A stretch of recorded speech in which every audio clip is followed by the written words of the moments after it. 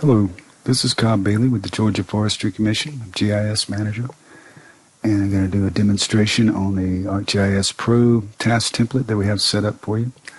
ArcGIS Pro is going to be the new GIS desktop application from Esri to eventually replace ArcMap, and we're going to be starting to use that very soon. If not, a lot of you already have this installed on your new machines. A lot of our new folks, they're going to be rolling out some training to the districts in a little while, and this is a sort of a preliminary self-contained tutorial that will help you maybe get started with getting familiar with ArcGIS Pro and its capabilities. You see that I've got a Pro up here with the package opened, and it's a little different than ArcMap. It has a ribbon along the top, more like a Microsoft type of application. And it also has these tabs that control the contents of the ribbon. So there's kind of a two-level hierarchy going on here with the tabs and ribbons. And when you download this template from ArcGIS Online, and I guess I can just show you where that is. Quickly, you will, no matter where you save this file to, you're going to, so this will be the latest version of it's going to be entitled, probably a little later date, but the same, it'll be the newest date with this date stamp here, and you will download that onto your machine. It's probably about 2 megabytes, not very large.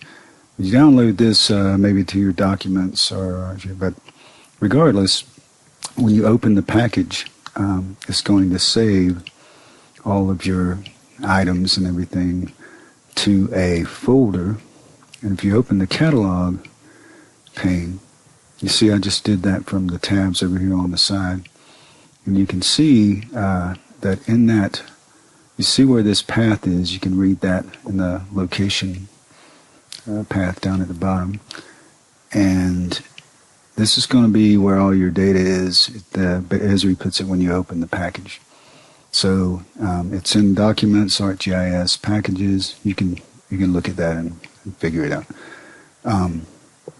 One thing is, before you get started here, there are some attachments that are in this Common Data folder, and I'll show you where that is.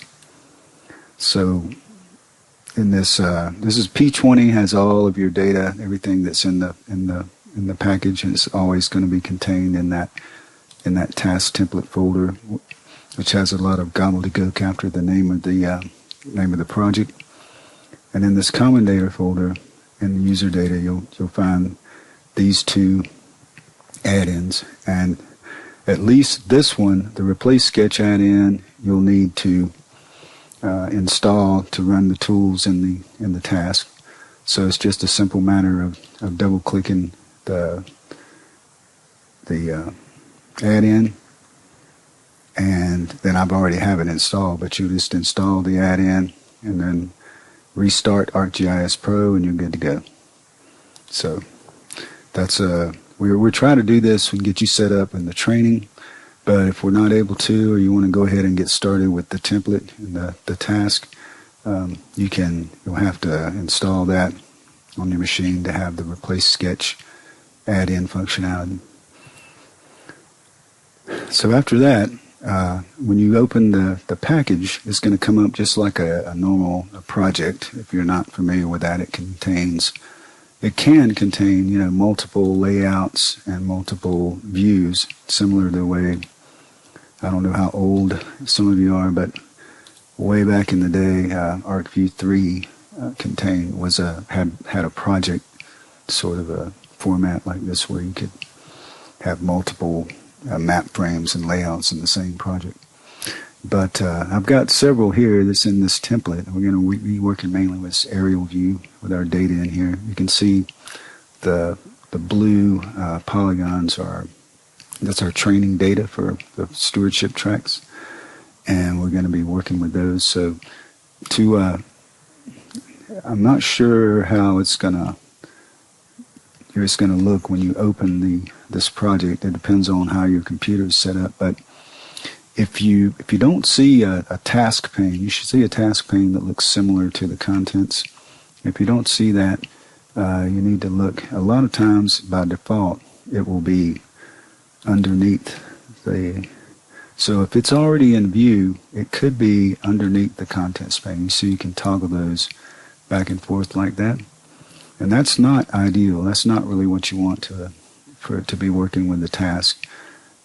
So another possibility is that the tasks aren't the task panel is not open in your map. And in that case, in the View tab here, you can see that there's a task panel. There's a task pane that comes up. So you see when I clicked it, it comes back up by default in that same location, co-located with the contents pane.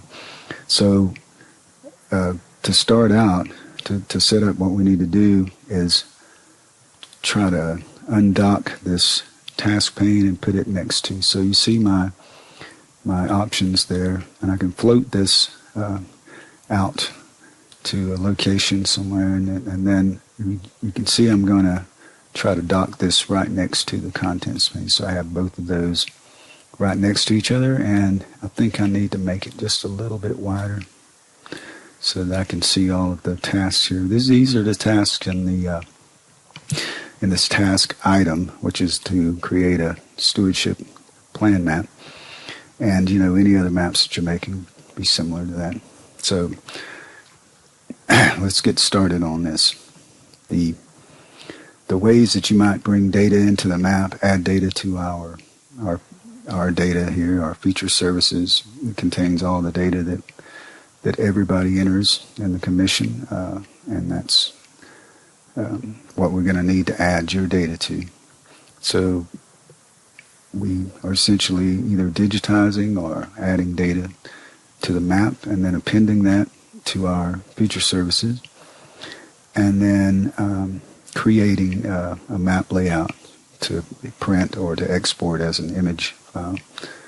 So one way you might, let's zoom in a little here. One way you might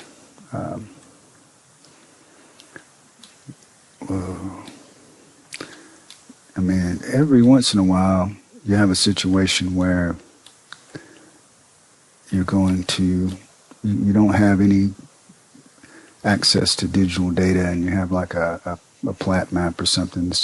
It used to be the case all the time, but now very rarely are you not going to have, like we use QPublic normally for acquiring KML files of the parcel boundaries. The vast majority of what we're working with is going to be that. I'm just going to go into this one too. I'm going to go here, but you might want to actually digitize a track. So we're in the process of the task here. We need to delete some duplicate files that are for different versions of ArcPro that we won't be using. So once you've done that for a particular package, then you can just skip that step from then on. And then if we click this is a feature template for our FSP tracks. The tracks that's going to be our main database for stewardship plans. And we can start digitizing a track. So let's say we want to do these are our sketch tools, and just like in ArcMap, there are different ones. This is a freehand, which kind of just drags all over wherever you move your mouse. You got to be careful with this one not to make any extraneous lines and wiggles. And also when you finish these, instead of trying to double click, you probably should right click and then to finish the sketch. That way you don't have any overlap right here. So there's a very curvy kind of track. Wouldn't normally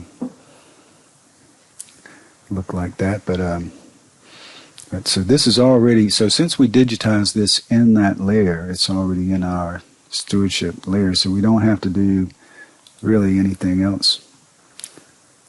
So we're going to be adding our attributes to this new feature that we just added, the one we digitized. And if we don't have, the plan ID at least is required. And if we try to go to the next step without entering that, you see there's an error. So if we do enter an appropriate plan ID, you may have to click this twice, one time to get it to accept the answer and one to go to the next. And then what we're going to do is we're going to find a good way to filter out this tract. A lot of times you're going to have adjacent tracts that are going to be in the extent of your map. You really don't want other tracts in there confusing the landowner and really not supposed to be in there. So in order to filter that, we're going to use a make selected layer feature. So if we right click, and the instructions are over here in the, for all of these steps are over here in the task panel. You can read through there and it will tell you more or less, give you the instructions for that step. So when we make this selection layer, you see it adds a new layer and just with the name selection added on to whatever the name of the layer was. And it refers to, since we only had that one track selected, it refers to that one layer. So if we go to the next step, we can see when the tracks layer gets turned off. You see how that happened in the task? The task step did that automatically, and the only one showing is our subject tract here. So when we can make a map and not show any of the surrounding, we can still have those in there if we want to refer to those, and know what's going on around, how many plans are in the area, but you don't have to display them for the map.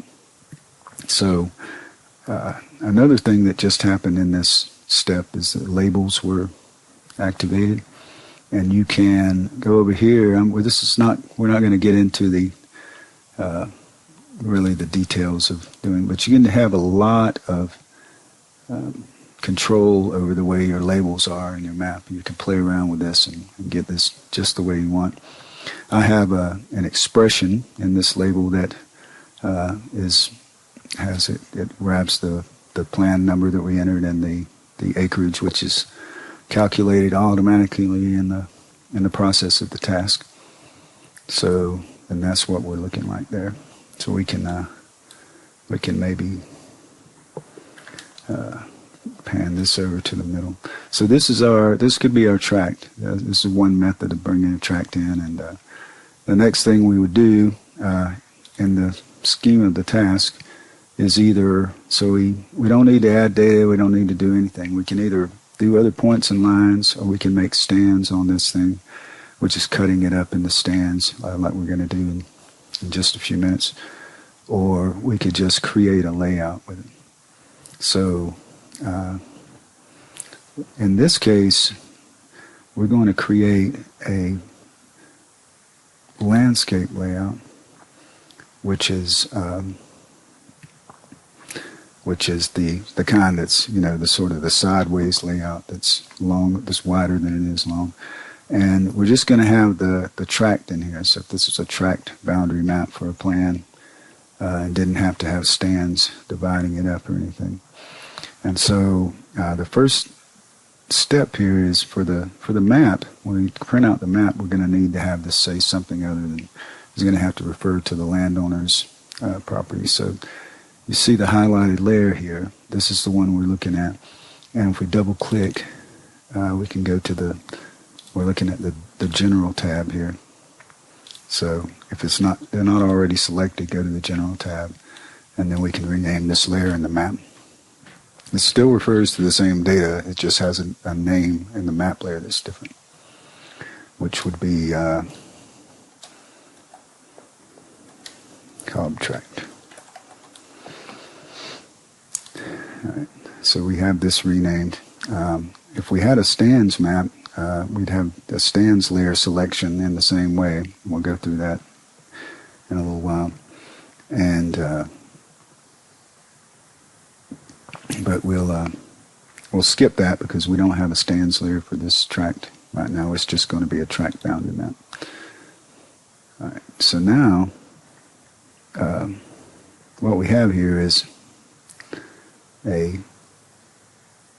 our layout sort of with our map frame in the middle.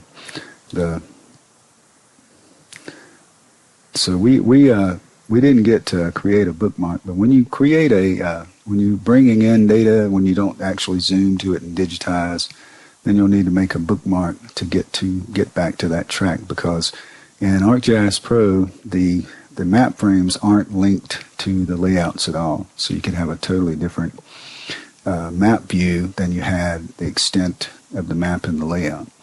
So you'll need that. But in this case, we're pretty good. So we'll go next.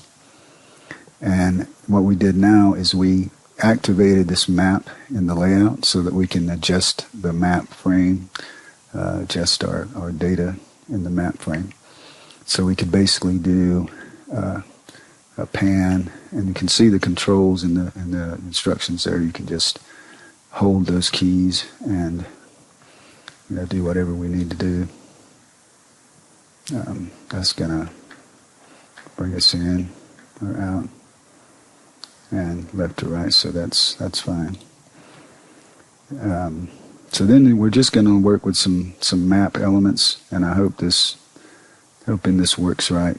If it doesn't, you can always just manually grab this thing and put it wherever you want it. But it's in the task, it has some steps that automatically run and center it, and you don't really need those necessarily. And if they won't run, you can just skip it. Now this all depends on what the settings in your particular map are. So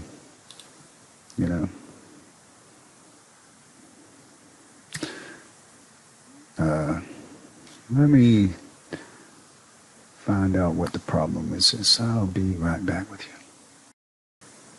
Okay, so what I've done is I've made all of these alignments skippable. So if they don't work in your task, you can just grab this element here, this scale bar, and just put it down wherever you want to. All it really does is center this, bring the scale bar in somewhere and center it at the bottom. And probably more trouble than it's worth. But once they're there, you can use this design tab on the scale bar where you can set your units, and you'll figure out pretty quickly how to get these things in order to really make it a little more user-friendly, readable. And then once you've done that, you can add in a legend. So let me get rid of this right here. And looking at the legend, all you have to do at this step is click somewhere, and it's going to bring in the legend that has everything that we've been working with here. So one thing is you see that it has a lot of layers in there that aren't really displayed in the map. So I think one thing that the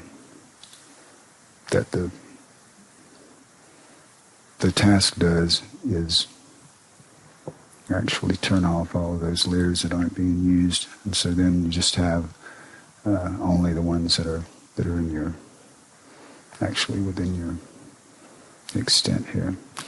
And if you go to the next step, then you're going to have a chance to edit the legend. The legend properties come up, and if you look at the legend 2 right here, you can see that this one here, you can see its properties, and you can kind of copy the properties from this. This is a pretty good setup. Mainly, you're going to want to you're probably going to want to change the properties to only show features that are in the extent, in your map extent. You see how the generic polygons outside of our map extent disappeared. And also looking at the items in your legend over here. The legend is in your table of contents, and these are the items. So you could move these around in the legend, move the order around just by dragging on one of them. Or you can make individual edits to one individual legend item. So what I would probably do is set it up so that we had maybe a layer name which shows up on top. And then we could probably adjust the font size, maybe 5. And this is, you'll see the way this is set up in the other, and so one thing we had, I think we had the headings and label on too. So at this point we could, we'll be able to size this thing in, and the text should, yeah, see. So we're going to need to make a meaningful title. So in the next step, you just double click this title there here, and you can put something in it that's meaningful. Oops. And have that centered. We put there. Then the next thing we have to do, really, we got our legend, we have our everything ready for a basic map here. You see the spatial references in here, the author, and the date of preparation. So these are the standard elements you need for a map product, a professional map product. And so we're going to finish with exporting this to it's a PDF by default, but you can choose one of these image formats. And once that's exported, it could be either sent to a landowner digitally or printed out and put in their map. So let's go through a couple other ways to bring data into the map. And I think most of you are going to be, you see how I'm going, this is an add data from computer task. Most of you are going to be adding data in from outside sources. So a lot of times it'll be a KML, and this opens up an add data dialog, which is just in Windows, it goes back to the last folder you were working in, which you can go anywhere. So if we wanted to bring in, so some of the counties in QPublic they come in as line features. So we're going to have polygons.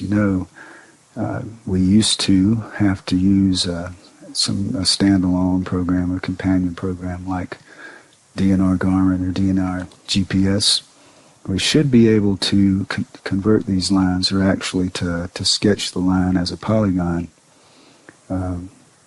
within the program now pretty easily.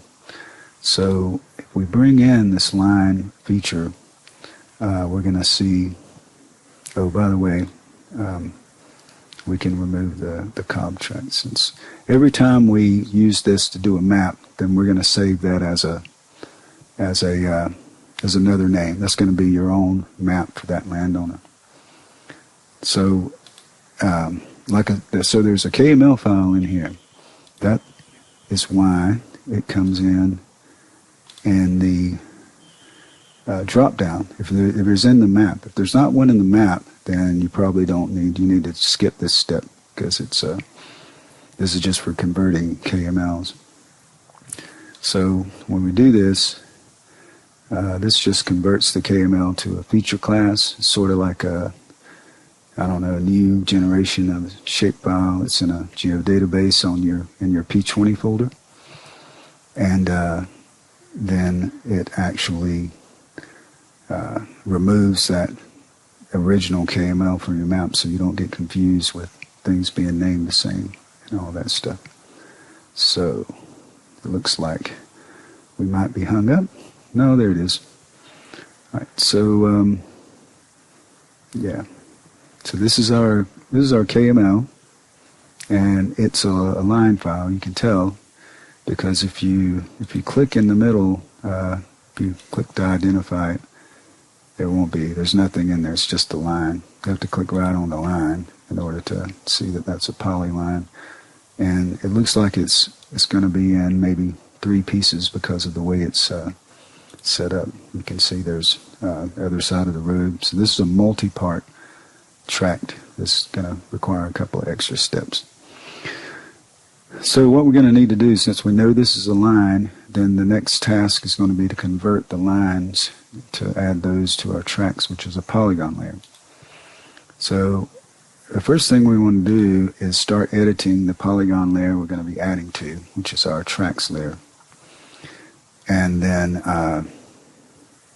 we click next, and what it does is it activates an autocomplete polygon tool, and it also it activates the create features. And so basically, if you right click this is where that replace sketch tool comes in. If you don't have the add-in, you won't see this replace sketch. You won't be able to use the tool, but you see it actually copied around all of that. It's actually replacing the sketch with the other. When you click next, and this may not, if it doesn't happen the first time, give it a couple more tries and see if you can get this result, the dotted lines outlining the feature. When you do that, all you have to do is finish the sketch, and it will be added to our feature class, our feature service that we're using to hold our stewardship plans. So you see here, it is indeed, it's 3 parts you can see here, and so we're going to need to merge. If we have a single part feature, we wouldn't need to do that. So we'll go to, you see, we have to click existing feature. That's important. And I cannot, to save me, figure out how to get that to be the default. But if you, otherwise it's going to create a new feature outside of the feature class, and we're going to be all messed up. However, it gives us a chance here to merge those 3 features. It sets up now, and that's going to be a single feature. And then, after we remove all of the intermediate data from the data we brought in, then we're going to need to add the attributes. And the same thing applies with the plan ID being required. So we're going to have to enter because it's very important for us to keep track of them, that they at least have a plan ID. And we may be able to track down the rest of it if we just had that to go on. Then we're going to do the same thing where we're filtering out this layer as a single feature using the make layer from selection. So that's a right click, selection, and make layer. So we're going to have the same track selection we had before when we digitized, and in the layout we would change the name of that layer to a meaningful name.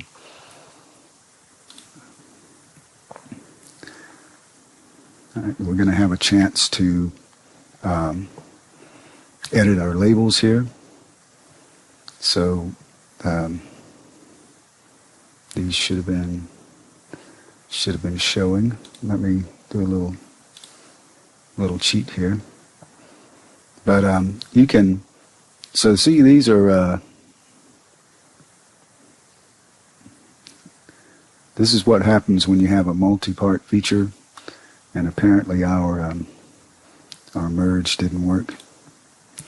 Let me see if that's the case. It doesn't seem to be. But in the labeling, if you have an issue like this, you should be able to get it straightened out in the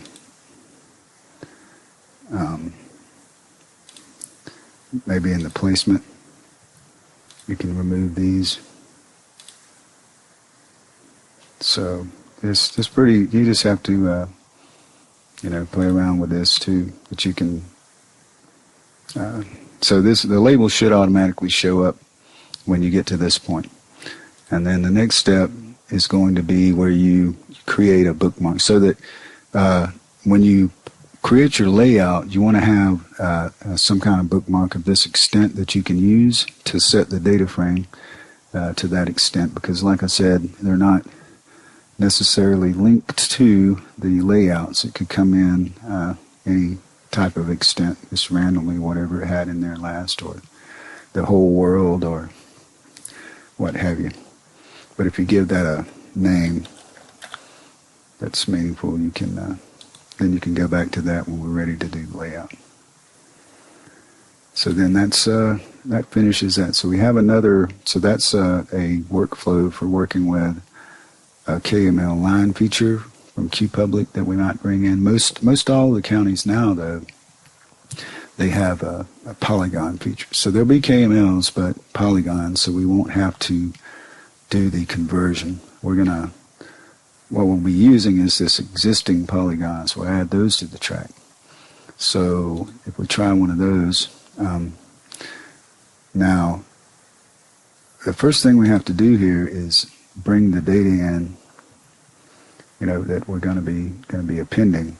But then instead of using the line features, we'll use the polygon. We'll append those and merge and go into this task here. So if we bring in, each one of these tasks is sort of independent.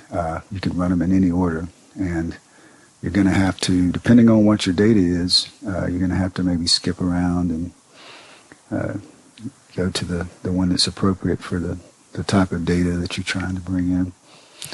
So let's see here. We have maybe a stewardship plan. And you can, so it doesn't have to be a KML. Any polygon format that's supported here could be a feature class, or this is a shapefile. So a polygon shapefile works. You just won't be converting to you'll be skipping this convert. And if you see, there's no KML, there's nothing showing up in the map to run, so we'll skip that. And here is this is our tracked boundary. You see it's solid, but it doesn't really matter, because all we're going to do is append that to our stewardship layer, which is symbolized with the blue lines, and then we're going to get rid of this as soon as possible. So when we have it and we're looking to append it, this is where we open the add existing polygons, and we'll select the one we just brought in. What we're doing is we're appending this polygon to our tracks layer in the map. We're going to run that, and I'm also going to, just because I'm running this multiple times, I need to remove that other selection layer. Alright, so now we see we have just a single feature. It's not a multi-part, so this merge isn't going to be applicable, and we can skip that. So then we removed, you see, the actual polygon we brought in, since it's already been appended to our stewardship layer. And now we're going to add in the attributes. Remember, it's going to stop you if you don't put in the plan ID. Again, the same process, making that selected features layer to filter out the single tract you're working on. So do that, and that's going to create another selection layer. Next is going to be, we'll be creating the bookmark. You see how our labels showed up, and again, you can edit those in the label manager. The bookmark for this one, I think, was 19930, so we can do that, and that'll be saved. That's available throughout the task and the project. So now we have this. We can. So yeah, now we look at creating a stand map out of this. Here, just a rough something to give you the idea of how this workflow goes. It's pretty simple. First, we're going to select the polygon that we want to split into stands, and mixed. Now we're going to, hold on a minute. We need to refresh the, if you're ever having trouble, you can get the, refresh the drawings, things get stuck in there. So I think probably some old data gets stuck in there, but what this is going to do is append the selection set right here, which is one track, into the stands, into a different layer, so that we can operate on the layer without having without cutting the actual FSP layer into pieces. So we run this, and so now we'll have a feature in the stands. And then now, if we add a multi-part feature like the one we had with the lines, we have to undo that before we do the stands. It's a really good idea because cutting out the stands, if you have a multi-part, it gets more difficult. So you always want to explode the multi-parts for the stands. For the tracks, you want to do the opposite. You want to combine those multi-parts into one feature. So we'll skip this. We're looking to split, or that's what they call cutting out the stands now in ArcPro. So we have to select the feature we want to split, and then just cut around the areas. So I'll kind of rough this out, but I'm sure you've done this before. You get the idea. Just kind of carefully cutting this out into the stands. I'm not being so careful, but really. Let's see if I can get this to cut like that. Okay. All right, so that's enough. So then when we have all of our stands cut out, then we're going to go and kind of symbolize these by the stand numbers. This is just to get you started in something, a simple thematic map for the stands. And also we're calculating the acres and everything in the background there. So what happened is our stand numbers were calculated in a sequence, and they're symbolized by different colors. And as you see, we wrote the plan ID of that of the tract to this tract ID. So we're going to have something to link the tracts back to the plan ID. So that was automatically copied in there. And then also the acres, the measured acres. So we wanted to put any more, encourage you to put all of the attributes you want to in there. But we have the basic ones now. So we're working with the labels again. You see the label properties comes up. This time it's basically the same label expression.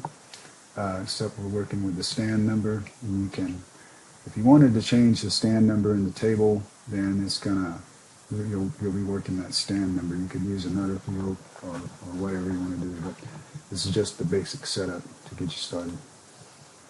Now we're going to, for the stands layer, we're going to make a selection in the same way that we did with the tracks.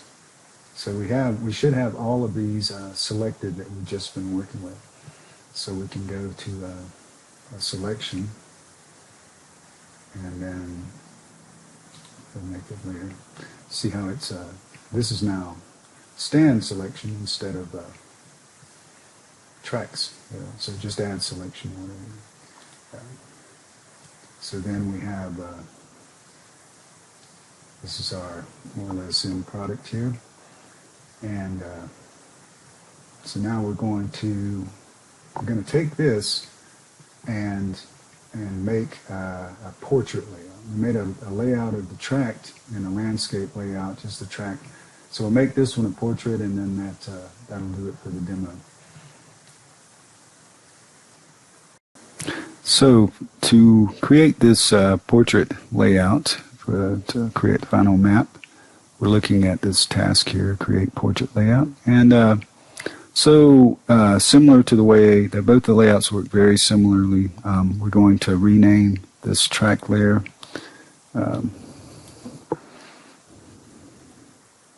we'll name this and then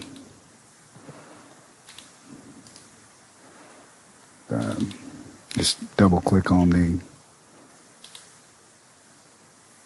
you see how it just activates the correct layer to rename.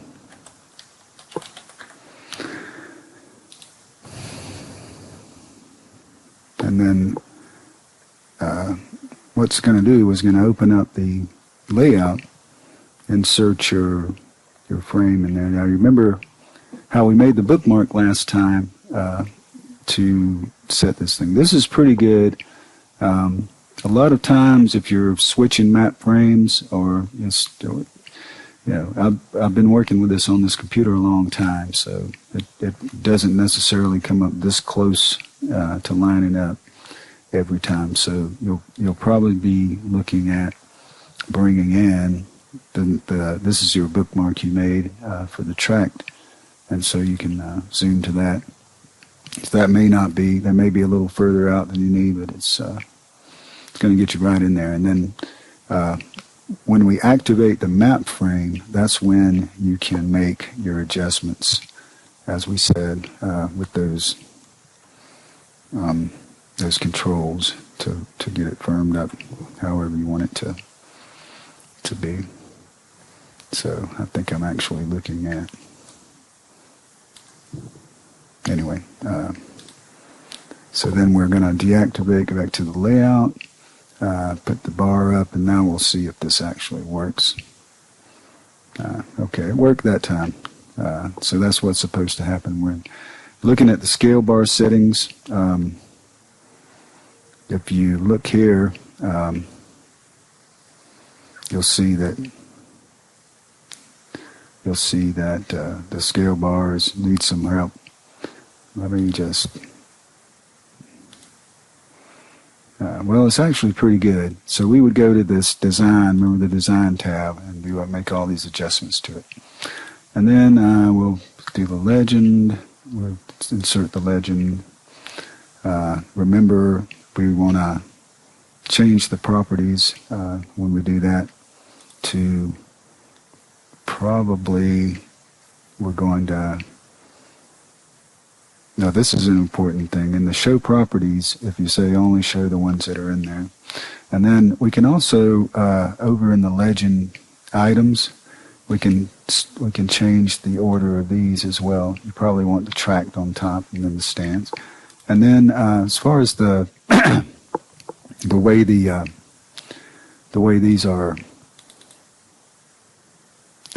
laid out, the way this legend is, if I can get to the stupid properties. Let's see, there it is. So the way this is laid out, you probably can firm up, or the way that the names are. So like I said, we can go to a single element over here and get to the properties and make some adjustments. Like we probably want to do the layer name is over the top, so that looks a little bit better. And then for the stands, we maybe want maybe the headers too. And then you remember we wanted to be able to size this frame by adjusting the font size. That'll give you this adjustable frame here that you can work with. And so then you can just kind of scrunch it down until it'll fit on this little sideline if you wanted to.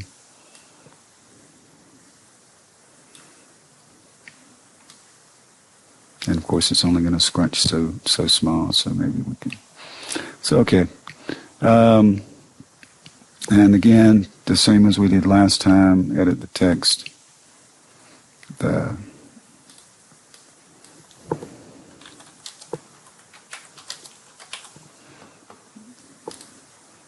Then it's going to take us to the export. So that's the end of that. And if we wanted to make a layout here. You see the DPI is going to be fairly important for the quality. We keep it about 300 on the PDF, and also about the same for if we were doing a JPEG or a PNG. Those are the ones we normally use. TIFF would maybe go a little higher. So we're going to export this to our documents as a PDF. Then we can send that wherever we want it to go. So let's look, see if we actually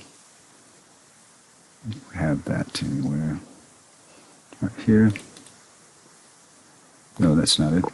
That's the one we did last time. Okay, so that's that.